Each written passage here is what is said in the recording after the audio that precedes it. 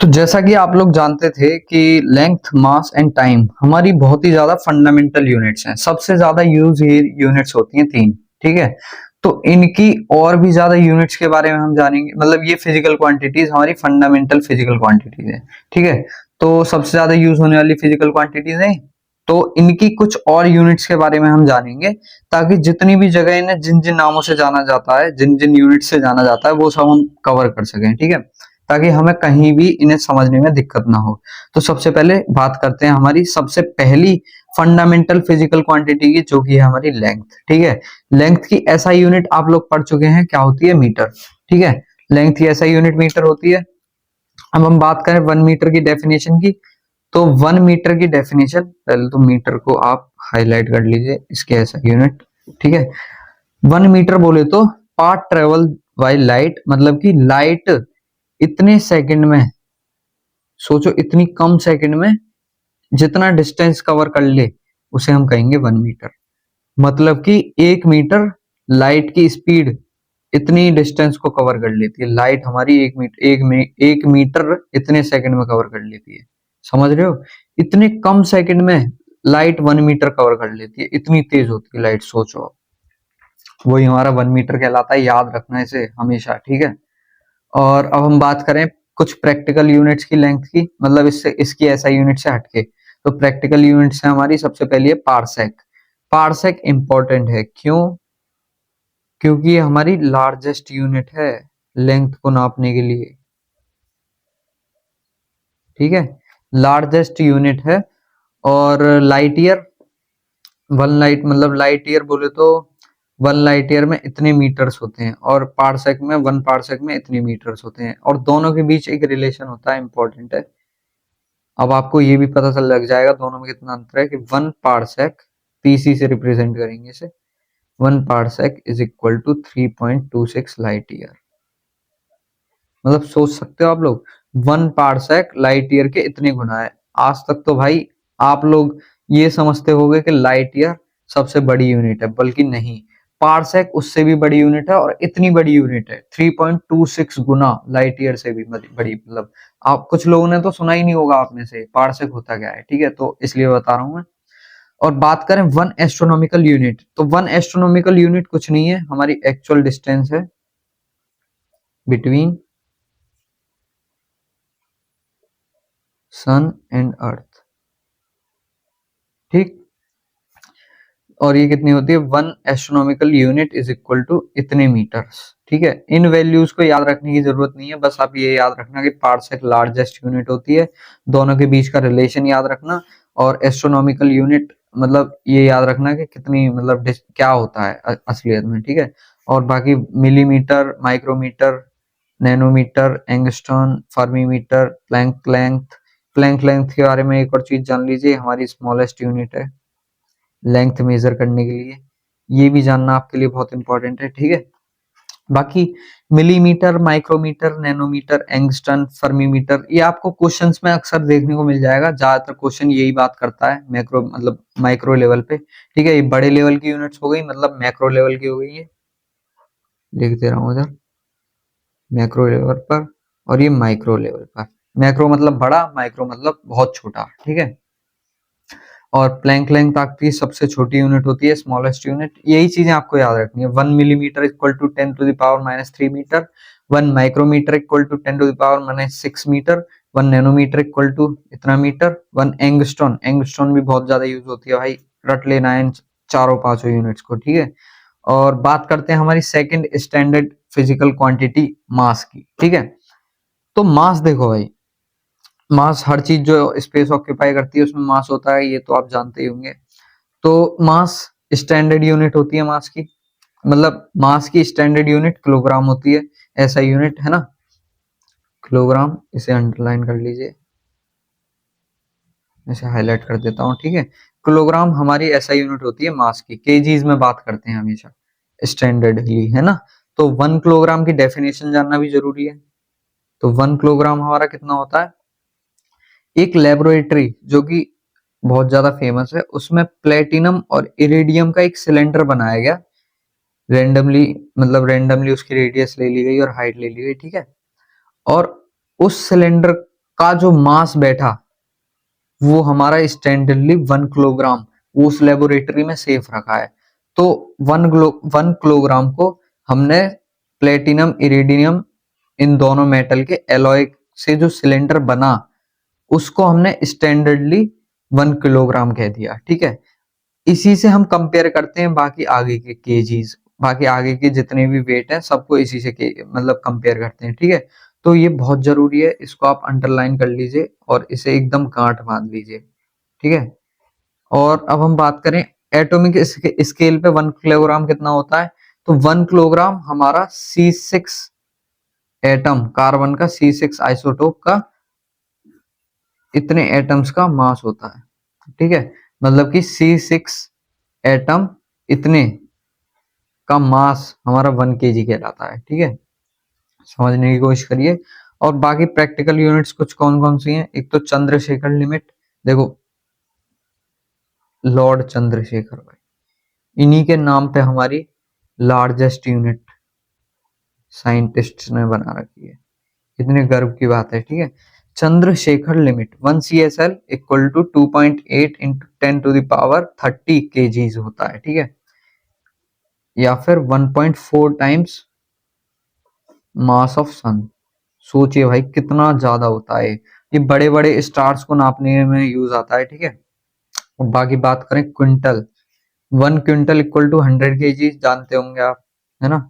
1 milligram equal to 10 to the power -3 kgs, ये हमारी smallest unit होती है। ठीक है, अब आगे मूव करते हैं हमारी थर्ड स्टैंडर्ड यूनिट की तरफ, जो कि हमारी लेंथ मास टाइम, टाइम की तरफ मूव करते हैं। टाइम, तो अब बात करते हैं हम टाइम की। तो टाइम की ऐसा यूनिट आप लोग जानते होंगे सेकंड, बचपन से पढ़ते आ रहे हैं। ठीक है, मतलब एक एक ये सुनते होंगे आप, एक एक सेकंड आपके लिए कीमती है ये बड़े बड़े डायलॉग। और ये रहा मेरा फोन नंबर, मैंने लीक कर दिया है मजाक कर रहा हूँ भाई। ये आप पढ़ेंगे कि आखिर 1 सेकंड बना कैसे। ठीक है, तो हमारे सीजियम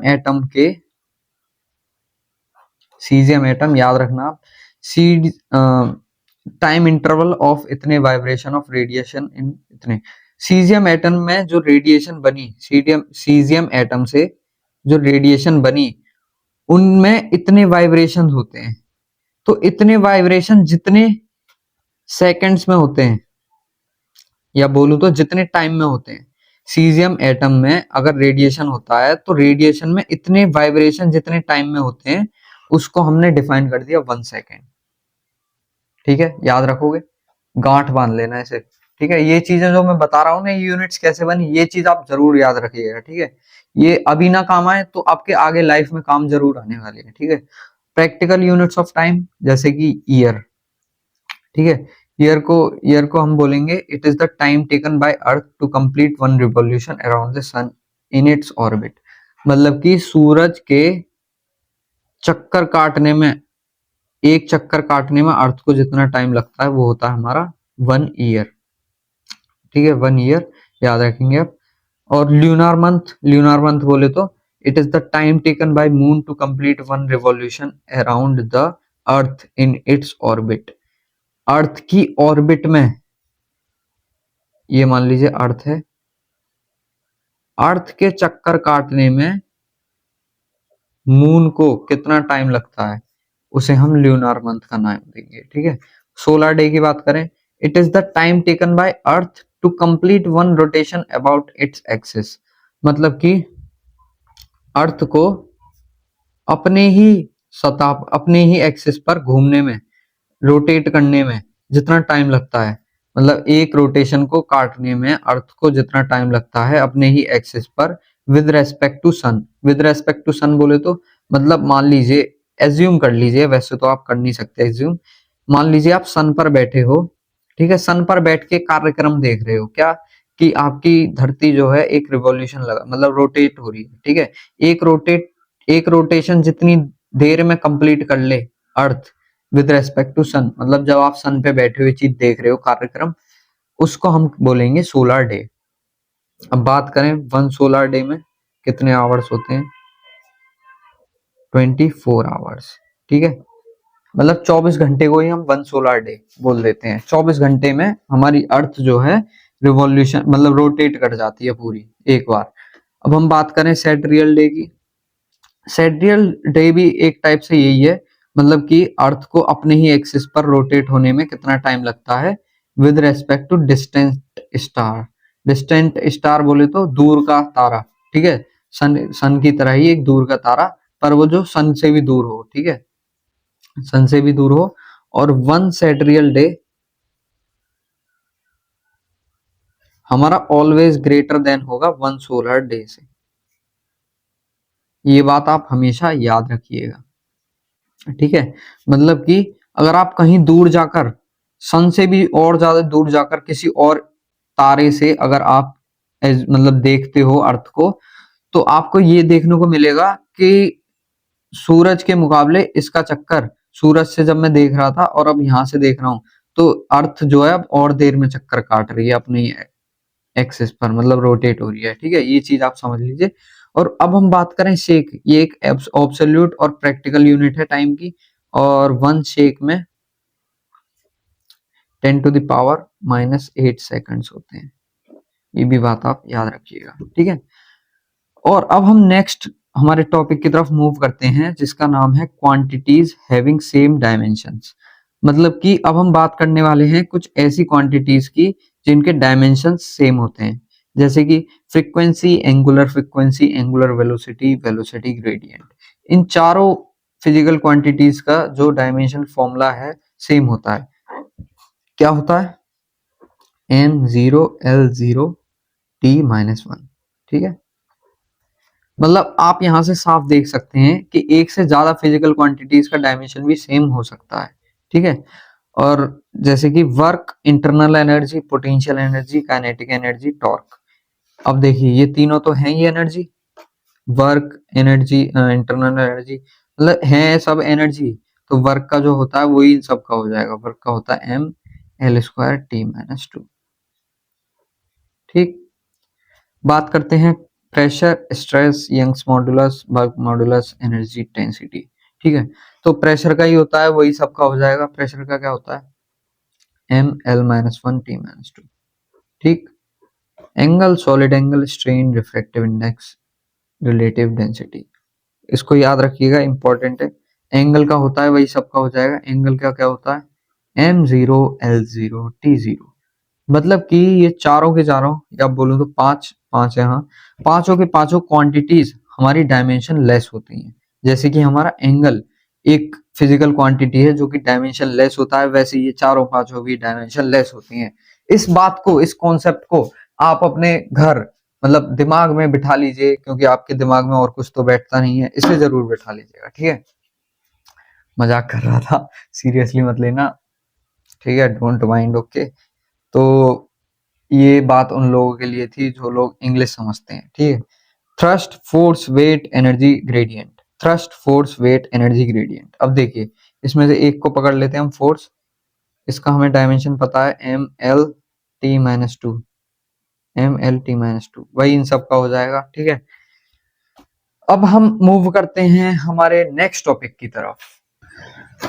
तो अब हम बात करते हैं हमारे नेक्स्ट टॉपिक एसआई प्रीफिक्सेस के बारे में, ठीक है। मतलब कि देखो हमारे हमारे साथ एक दिक्कत आई जब हम फिजिकल क्वांटिटीज के मैग्नीट्यूड को लिखते थे। क्या दिक्कत? जैसे कि मान लीजिए स्पीड ऑफ लाइट की बात करते हैं हम, ठीक है। स्पीड ऑफ लाइट होती है हमारी 300000000। अब देखो मीटर पर सेकेंड, इतनी बड़ी इतना बड़ा मैग्नीट्यूड, और बोले तो इतना बड़ा न्यूमेरिकल वैल्यू हमें लिखने में दिक्कत हो रही थी, ठीक है। और एक और चीज, मान लीजिए मैं बात करूं, ठीक है, दिक्कत हो रही थी, तो हमने इसे रिप्रेजेंट कर दिया 10 की पावर्स के फॉर्म में। कैसे? स्पीड ऑफ लाइट बराबर होती है हमारी 3 × 10⁸ मीटर पर सेकेंड, ठीक है, ये चीज। और मतलब कैलकुलेशन, मतलब रिप्रेजेंटेशन को आसान बनाने के लिए हमने इसे रिप्रेजेंट कर दिया 10 की फॉर्म में, ठीक, समझ गए। तो फिर जैसे कि एक और एग्जांपल ले लीजिए आप, एग्जाम्पल के तौर पे ले लीजिए चार्ज ऑन इलेक्ट्रॉन कितना होता है हमारा -1.6 इंटू 10⁻⁻19 कूलम। अब बताओ ये -19 लिखने में तो हमारे एकदम ही मतलब प्राण निकल जाते क्योंकि इतने 19 जीरो लगाने पड़ते हैं, हमारे पेज पूरा समझ रहे हो ना। तो उस चीज को आसान करने के लिए हमने ये कुछ प्रीफिक्सेस वो कर दिए, जैसे कि 10⁻18 को हम कहते हैं एक्सा, 10⁻15 को कहते हैं पेटा, मतलब रिप्रेजेंटेशन आसान कर दी। अब देखो जो इसमें रेड शेड वाले हैं ना उन्हें आप याद कर लीजिएगा क्योंकि आपके पूरी 11th की फिजिक्स और पूरी 12th की फिजिक्स में यही प्रीफिक्सेस यूज होने वाले हैं अधिकतर, ठीक है। जैसे कि 10⁻6 मेगा, 10⁻3 किलो, के एम से मतलब रिप्रेजेंट करते हैं, डेसी, सेंटी, मिली, माइक्रो, नैनो, इन्हें आप पढ़ लीजिएगा। अब मैं इन्हें पढ़ पढ़ के बताऊंगा तो वही हो जाएगा, एक तरह से आपको रटवाना वो चीज सही नहीं लगती, ठीक है। तो मतलब जो रेड शेड वाले हैं उन्हें आप याद कर लीजिएगा और बाकी इन्हें छोड़ सकते हैं, मतलब बिल्कुल भी नहीं देखने को मिलेंगे आपको 10th क्लास मतलब 11th में भी नहीं देखने को मिलेंगे और 12th में भी नहीं, ठीक है। तो आप रेड शेड वाले याद कर सकते हैं।